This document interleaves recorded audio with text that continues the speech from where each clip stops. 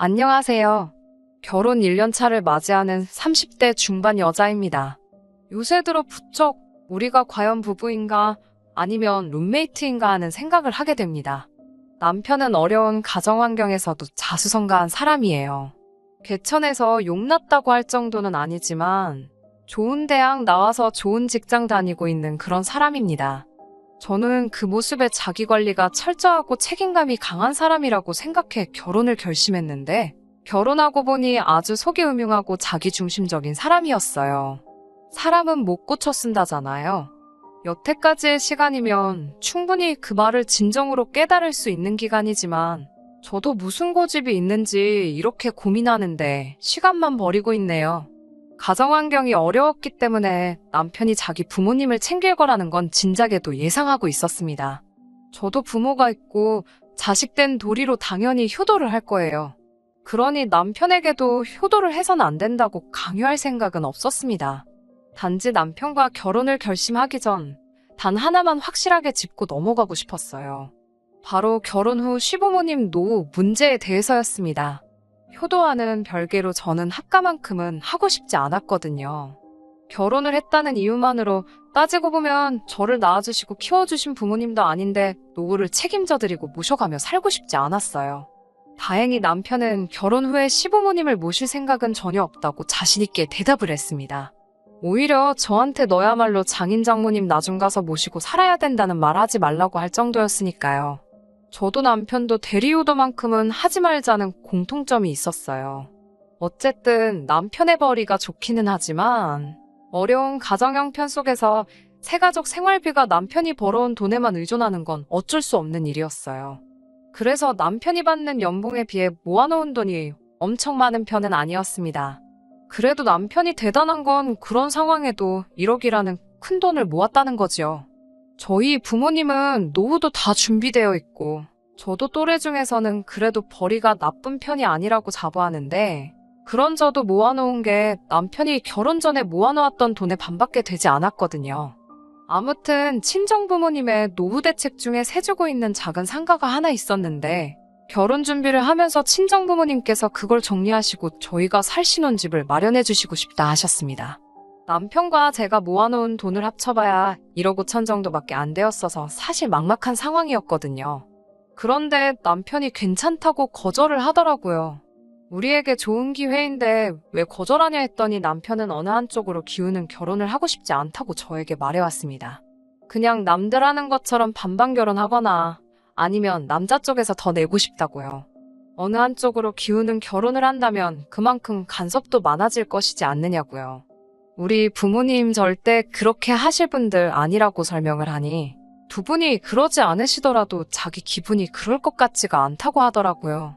양가 부모님들께 뭐라도 선물이라도 하나 한다고 생각해보면 당연히 친정에 큰 신세를 진 자기가 의식하지 않더라도 돈을 더 지원해준 친정에 뭐라도 하나를 더 할 것 같다고 그리고 그렇게 하고 싶지는 않다고 자기 마음을 솔직하게 이야기해줬습니다. 듣고 보니 남편 말도 일리가 있었어요.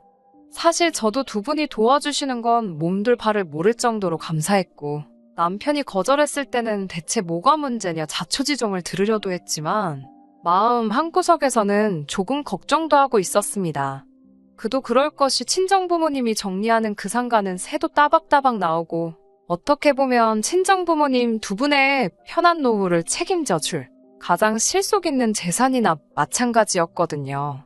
그래서 저도 남편에게 동의하고 반반 결혼하기로 결정했습니다. 그나마 제가 모아둔 돈에서 모자란 부분은 친정부모님께서 도와주셨어요. 안 받는다 손살에 쳤지만 어떻게든 제게 무언가 하나 해주시고 싶으셨나 봐요. 그래서 그것만큼은 감사히 받았습니다. 신혼집을 알아보는 과정에서 남편과 저의 의견 다툼이 있었어요.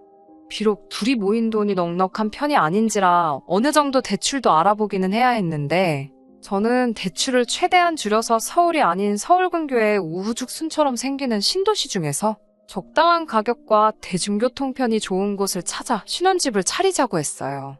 남편은 오며 가며 버리는 시간이 가장 아까운 거라며 기어이 서울 안에 집을 구하려고 했습니다. 이런저런 지역에서 재개발 호재가 있다며 설명을 해왔는데 저는 부동산 쪽에 보는 눈도 없고 자세한 건 잘 모르기도 해서 그런 건 전적으로 맡길 터이니 투자 가치 좋은 쪽으로 알아보라고 했어요. 어쨌든 두 사람 수입이 모으고 나면 꽤 큰 돈이었기 때문에 신혼집은 되도록 투자 가치가 있는 곳을 구해서 나중에는 시세 차익을 노리고 좋은 곳으로 이사를 갈 계획이었거든요. 신혼집이 구해지는 건 생각보다 더 오랜 시간이 걸렸습니다. 결혼식을 올리고 나서도 2달을 더 따로 떨어져서 살았어야 했어요. 저는 그러는 와중에도 잠시 시댁에 들어와 살면 어떻겠냐는 말 한 번 꺼내지 않는 남편에게 오히려 고마움까지 느낄 정도였습니다. 그도 그럴 게 회사 일이 바쁠 텐데도 혼자 그렇게 투자 가치가 좋은 집 구한다고 밤늦게까지 공부하고 발품 팔아가며 알아보고 있다고 생각했거든요. 그런데 그런 믿음과 감사함은 잠시뿐이었습니다. 남편의 연락을 받아 찾아간 신혼집에서 느낀 배신감은 마치 망치로 뒤통수를 한 대 얻어맞은 듯한 느낌마저 들었습니다. 신혼집은 서울에서도 아주 외곽에 있는 낡고 어름한 빌라였어요. 부동산 쪽에 전혀 지식이 없는 제가 보기에도 이 지역이 재개발 예정지라는 느낌조차 들지 않았습니다. 투자 가치가 있는 곳이냐 물었더니 자기가 정말 열심히 알아본 거라고 확신에 차서 이야기를 하는데 믿업지는 않았어요. 나중에 인터넷에서 찾아보니 근처에 있는 아파트 단지가 재개발 호재가 있다는 기사는 찾았는데 그것도 몇 년 전 기사였습니다. 아무튼 신혼집에 들어갔을 때 저는 더 놀라고 말았어요. 신혼집에 시어머니가 계셨거든요. 순간 저는 당황했어요. 합가는 없다고 노래하던 사람이 처음 데려간 신혼집에 다른 사람도 아니고 시어머니가 계셨으니까요. 다행히 어머님은 새집 청소를 도와주느라 오신 거라고 말씀을 하셨습니다. 집 정리를 저녁까지 도와주시고 저녁으로는 간단하게 배달 음식을 시켜 먹었는데 음식이 배달되자마자 시아버지까지 오시더라고요. 조금 이해하기 힘든 타이밍에 의아해하고 있는 가운데 식사가 끝난 후 시부모님을 배웅할 때 그 위화감의 정체를 알게 되었네요. 계단을 중간에 두고 집 2개가 나란히 있는 구조였는데 시부모님이 바로 옆집 문을 열고 들어가시더라고요. 합가는 절대 없을 거라고 부르짖던 남편의 꼼수는 시댁 바로 옆집에 신혼집을 구하는 거였네요. 연애하는 동안 시부모님 댁을 찾아가 뵌 적이 단 한 번도 없습니다. 결혼 이야기 오갈 때쯤 명절에 한번 찾아뵙고 싶다고 말을 꺼낸 적이 있는데 집안 형편 어려운 이야기를 꺼내면서 낡고 허름한 게 집이라고 있는 건데 그걸 그렇게 보여주기 싫다고 몇 번이나 거절당했었거든요. 시댁의 위치를 모르고 있으니 저는 우리 신혼집에 처음 발을 내디딜 때까지도 옆집이 시부모님이 살고 계시는 집이라는 사실은 전혀 꿈도 못 꾸고 있었어요. 이럴 줄 알았으면 신혼집 알아보는 걸 저도 같이 나서서 찾았어야 했는데 잘 모른다고 안일하게 모든 걸 남편에게 맡겨버린 제 자신이 정말 멍청하다는 생각까지 들었습니다.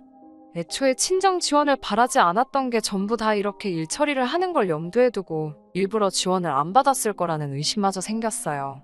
정말 둘만의 힘으로 자리 잡아보자 계획했던 제가 너무 한심했어요. 남편에게 이건 무슨 상황이냐고 설명해달라 물어봤지만 남편은 끝까지 이 지역 전체가 재개발 예정지라는 말만 계속해서 뱉으며 나중에 가서는 자기한테 고마워할 거라고 말을 했어요. 어쩌다 보니 우연히 겹쳐서 시댁 옆집에 집을 구하게 되었을 뿐 원래 계획하던 시세 차익만 얻게 되면 바로 이사를 나갈 건데 이게 합가나 다름없는 거 아니냐고 우기는 제게 비하기 너무 심한 거 아니냐고 오히려 큰 소리를 뻥뻥 치기 시작했습니다. 그렇게 시작한 신혼집 생활은 고생길이 열렸겠구나 하는 생각이 들었는데 그래도 제가 생각한 정도의 최악의 상황은 아니었습니다.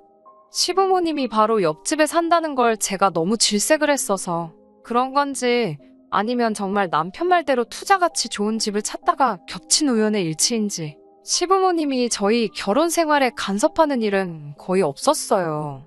처음에는 괜히 눈치가 보여서 고기 굽는 냄새라도 문 밖으로 새어나갈까봐 걱정했는데 오히려 시부모님께서 반찬을 넉넉히 했다며 가져다 주시기도 했고 또 괜히 배달 음식이라도 시켜 먹었다가 너네만 좋은 거 먹느냐는 잔소리라도 듣지 않을까 했는데 이상하리만치 정말 어떤 간섭도 없었습니다. 남편도 저에게 경제권을 넘겨주고 용돈을 타서 쓰는 생활을 시작했고요. 우연의 일치인지 정말 남편이 보는 눈이 좋았던 건지 신혼집 입주 얼마 지나지 않아 남편이 말한 재개발 호재가 터졌고 집값이 꽤나 많이 올라갔어요. 아무튼 내가 속이 좁은 사람인가 남편 말대로 비약을 너무 심하게 한 건가 하며 제 자신에 대해 반성까지 하게 될 무렵에 드디어 남편이 또 다른 속내를 드러냈어요. 결혼 후 처음 맞는 어버이날을 앞두고 월한도 50만 원짜리 적금을 깼습니다. 목돈이 필요하게 될 날을 대비해 저는 목적에 맞게 적금 통장을 여러 개 만들어서 관리하는 스타일이거든요. 얼마 안 되는 이자지만 통장에 돈을 묶어두고 있는 것보다는 좋다고 생각해서 그렇게 하고 있었어요. 그 적금 통장 역시 어버이날을 대비해 붓기 시작한 6개월짜리 단기 적금이었습니다. 그 돈에 조금씩 더 보태 양가 부모님들께 각각 100만 원씩 들은 봉투 4개를 만들었고요. 시댁이 바로 옆집이었기 때문에 어버이날상을 직접 차려드리고 저녁에는 친정에 가서 외식을 했어요. 친정 부모님이 우리 집까지 오시는 길이 멀기도 하고 괜히 제가 친정에 가서 상 차려드린다고 주방에서 기웃거리고 있으면 분명히 친정어머니는 저에게 들어가 쉬라고 하고 나서서 고생하시게 될 테니 그렇게 결정한 일이었는데 저녁 식사 후 집으로 돌아오는 차 안에서 남편이 조금 불만이 있다는 말투로 이야기를 꺼내더라고요. 조금 불공평한 것 같다고 시작한 남편의 말에 저는 황당해서 그 어떤 대답도 이어갈 수 없었습니다. 다른 날이면 몰라도 어버이날만큼은 직접 차려낸 상이 돈 얼마 내고 언제든지 할 수 있는 외식보다 더 값진 효도가 아닐까요? 적어도 남편한테는 그렇지 않았나 봅니다. 양가 부모님께 같은 용돈을 드렸지만 외식비까지 포함한다면 제가 친정에 더 많은 돈을 지출한 거나 마찬가지라며 그게 불공평하다는 이야기를 꺼내더군요. 자기가 힘들게 벌어서 정작 덕보는 건 자기 부모님이 아니라 장인 장모님인 거 아니냐고요. 거기에 더해서 자기가 버는 월급이 제가 버는 것보다 훨씬 많은데 어떻게 친정과 시댁에 같은 금액의 용돈을 줄 수 있느냐는 말까지 하면서요. 우리 결혼 전에 다 이야기 끝났던 거 아니냐고. 대리효도 하지 말고 각자 셀프효도 하자고 했는데 경제권 쥐고 있다고 벌써부터 너무 시댁에 기울어 있는 거 아니냐고 입에 거품을 물면서 열변을 토하더군요. 저는 남편에게 그렇게 생각하는 것부터가 도저히 이해가 가지 않는다고 말을 했어요. 어째서 그걸 그렇게 생각을 하느냐. 어버이날에 직접 차려드린 식사가 불편했다면 다음 어버이날부터는 그렇게 하지 않겠다. 두 집 다 똑같이 외식을 하겠다고 대답하고 말았습니다. 차 안에서 그렇게 티격태격 하다가 집에 도착해서도 한동안 저한테는 말도 붙이지 않았어요. 그리고 얼마 뒤에는 아무래도 저에게 경제권을 넘긴 게 자신의 실수인 것 같다며 돈 관리는 앞으로 각자 하는 게 좋겠다는 의견을 꺼내더라고요. 어버이날에 부모님께 식사 한번 대접한 것이 그렇게 불공평한 일이었느냐 따지니 전부터도 저의 소비 습관에 대해서 불만이 많았다는 이야기를 하더라고요. 장 보러 나가서 함께 먹을 먹거리를 구매할 때도 자기는 먹지도 않는 과일을 사지 않느냐. 집이 크면 얼마나 크다고 로봇 청소기를 사는 것도 돈 낭비지 않느냐 어쩌냐 하면서요. 모든 남편의 발언에는 결국 돈을 더 많이 벌어오는 건 자기 자신인데 소비 자체는 항상 저를 중심으로 이루어지고 있다는 뜻이 담겨 있었습니다. 어차피 똑같이 반반 결혼한 건데 이제부터라도 각자 돈 관리를 하는 게 앞으로 우리 두 사람의 관계를 위해서도 더 좋지 않겠냐고 따지더라고요. 반반 결혼 이야기가 나와서 저도 한마디 했습니다. 나도 똑같이 나가서 일을 하고 있는데 집안일이며 식사 준비까지 전부 다 내 일이 아니지 않느냐고. 끝까지 그렇게 사소한 것까지 꼬투리 잡을 거면 당신도 똑같이 집안일하고 그때 반반 결혼을 말을 하고 돈 관리도 각자 하자고 말을 꺼내라고요. 남편은 저한테 그거 집안일 해봐야 얼마나 된다고 하면서 제가 집안일을 도맡아 하는 것 또한 자기가 돈을 더 벌어오기 때문에 그런 거 아니냐며 제가 자기가 버는 만큼 벌어온다면 집안일도 똑같이 나눠서 하겠다 하더라고요. 더 이상 억지 부리는 걸 받아주기도 싫어서 알겠다고. 그러면 똑같이 절반 생활비 부담하고 각자 버는 돈은 각자 관리하자고 했어요. 다만 생활비를 제외하더라도 남편이 말한 시세 차익이 실현되면 그때는 저도 시댁 옆집에 사는 거 싫다고. 그때 이사를 나가야 하니 각자 관리한다고 돈을 흥청망청 쓰지만 말라고 강조했습니다. 남편은 당연한 거 아니겠냐고. 결혼할 때도 자기가 모은 돈이 제가 모았던 돈보다 훨씬 많지 않았냐며. 돈 모으는 건 원래부터 잘하던 일이니 그런 건 제가 관여하고 신경 쓸 부분이 아니라고 하더군요. 시댁 옆집이라 싫다 했지만 결국 자기가 말한 대로 집값도 엄청 뛰지 않았느냐 자랑처럼 이야기하면서요. 싸움 더 길게 끌어봐야 저만 머리 아프겠다 싶어서 내린 결정이지만 신혼집 입주 첫날에 시댁이 바로 옆집이란 사실까지도 참아낸 저인데 일이 이렇게 돼버리니 차라리 계속 싸웠어야 했나 싶을 정도로 머리가 아파오네요. 대리효도는 없을 거라던 남편의 말이 처음부터 계획된 건가 싶은 생각까지 듭니다. 정말 시부모님께 직접 상 차려드리고 친정 가서는 외식을 한 게 친정에 돈 빼돌린다는 말을 들어야 할 만큼 잘못한 일이었을까요? 또 생각하니 머리가 지끈지끈 아파오네요. 안녕하세요. 하도 답답하다는 욕을 많이 먹어서 후기를 쓰기까지 많이 고민했는데 그래도 제 삶에 변화가 생겼으니 궁금하셨던 분들을 위해서라도 이렇게 후기 보내드립니다. 반반 결혼 생활을 시작한 날부터도 남편의 태도는 정말 말도 못할 정도로 가관이었습니다. 한 달을 반으로 나눠서 집안일을 하기로 했어요. 빨래 같은 공동의 일 또한 각자 자기 것만 하기로 했고요. 처음 몇 주 정도는 남편도 큰 소리 쳐놓은 게 있으니 군말 없이 하더라고요. 그때는 저도 반쯤 포기하고 있었기 때문에 오히려 가계부 관리며 제가 퇴근 후에 집안일에 가며 신경 써서 하던 일들이 제 손에서 떨어져 나가니 익숙해지고부터는 오히려 몸은 편했어요. 집안일을 시작한 남편은 퇴근하고 곧장 쉬고 싶은데 그럴 수 없으니 오히려 더 힘들어했고요.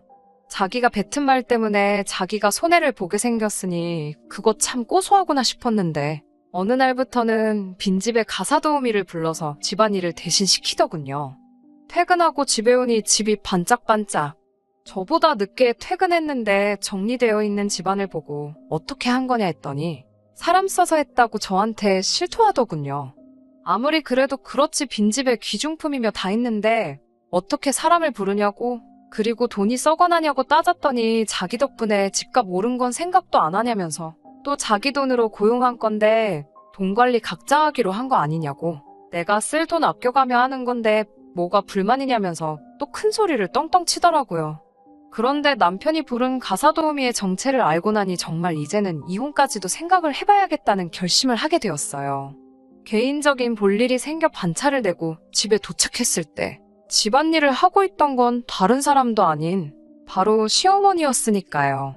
집에는 어쩐 일이냐 여쭈니 남편한테 월급 형식으로 돈을 받고 집안일을 대신 해주기로 했다고 하시더군요. 외식 한번 한 걸로 친정에 돈을 빼돌린다 어쩐다 하던 사람이 아무리 어머님이 일을 해주고 계신다지만 집안일 2주 깨작 하시는 걸로 드리기에는 너무 큰 돈을 들이고 있던 거였어요. 재개발 제 덕을 톡톡히 봤다지만 신혼집을 시댁 옆으로 잡은 것부터 저에게 숨겼던 일이고 또 아무리 자기가 번 돈으로 어머님께 일을 시킨 뒤에 돈을 드리고 있다지만 말이 좋아서 용돈을 드리는 거지 저와의 결혼은 마치 제가 버는 돈으로 생활비를 아끼고 자기가 번 돈은 자기 부모님한테 돈 드리는데 사용하겠다는 생각 그 이상도 그 이하도 아니었다는 사실을 깨닫게 된 거지요. 남편의 뻔뻔한 변명을 듣고 있자니 이 결혼 생활에 미련을 더 이상 가질 필요가 없다는 걸 정말 뼈저리게 깨닫게 되었어요. 그렇게 혼자서 몰래 이혼 절차를 알아보던 와중에 이혼과 더불어 저를 속여온 남편에게 제대로 한 방 먹여줄 수 있는 기회가 제 발로 찾아오게 되었습니다. 남편이 쭈뼛거리면서 저한테 모아놓은 돈이 조금 있냐고 물어보더라고요. 돈 관리는 각자 하기로 했는데 내가 얼마를 모았는지에 대해 왜 관심이 있냐고 쏘아붙이듯 대답했더니 저한테 무릎까지 꿇어가며 돈 좀 빌려줄 수 있냐고 묻더라고요. 재개발호재의 집값이 엄청나게 올라버리면서 글쎄 시부모님에게 전세를 주고 있던 집주인이 전세금을 엄청나게 올려버렸다고 하네요. 그래도 자기 부모라고 옆에 끼고 살고 싶은지 그 전세금을 마련해주고 싶어서 아주 난리가 났더라고요. 그 잘난 벌이로 여태 모은 돈이 없냐고 따졌더니 알지 않느냐고 자기 부모님 생활비 드린다고 모아놓은 돈이 그렇게 많지가 않다고 하더라고요. 시댁에 돈 빼돌렸으면 시부모님이라도 모아둔 돈이 있을 거 아니냐 따지니 생활비만 쓰기에도 빠듯하실 텐데 그럼 큰 돈을 언제 모으셨겠냐 하면서 치사하게 굴지 말고 어차피 그 돈 맞추려면 대출까지 받아야 하니 이번만 좀 도와달라고 사정사정을 하더라고요. 정말 오랫동안 마음속에 참고 있던 말인데 이렇게 내뱉어버리니 정말 후련했어요.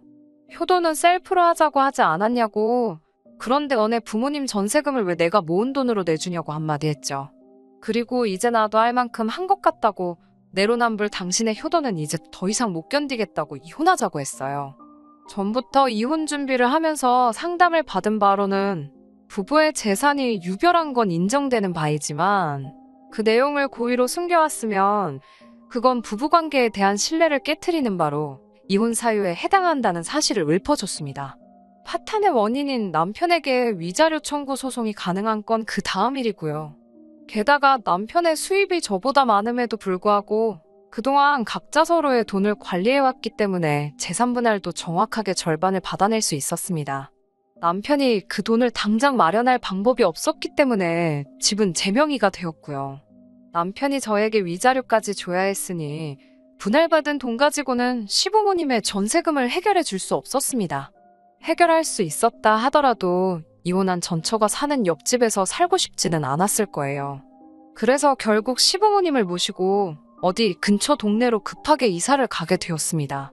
어린 시절부터 살아오기도 했으니 추억이 많은 동네일 텐데 거기에 아직도 재개발 후보지이기까지 한 집을 떠나야만 하는 남편의 마음은 안 봐도 엄청나게 분하고 억울할 거예요. 그렇게 반반결혼 외치더니 재산 분할까지 반반을 해줬네요. 시부모님이 저에게 아주 못된 뭐라고 욕을 하고 남편이 땅을 치고 후회하는 모습을 보니 이제서야 속이 후련합니다. 비록 이혼했다는 꼬리표는 제 평생을 따라다닐 테지만 그 꼬리표는 그냥 결혼 생활 1년 반 동안 부동산으로 재테크를 해서 큰돈 만지게 된 셈 치려고 합니다. 끝까지 들어주셔서 감사합니다. 오늘의 사연은 여기까지입니다. 구독과 좋아요, 알람 설정 부탁드리고 더 좋은 사연으로 다시 찾아뵙겠습니다. 감사합니다.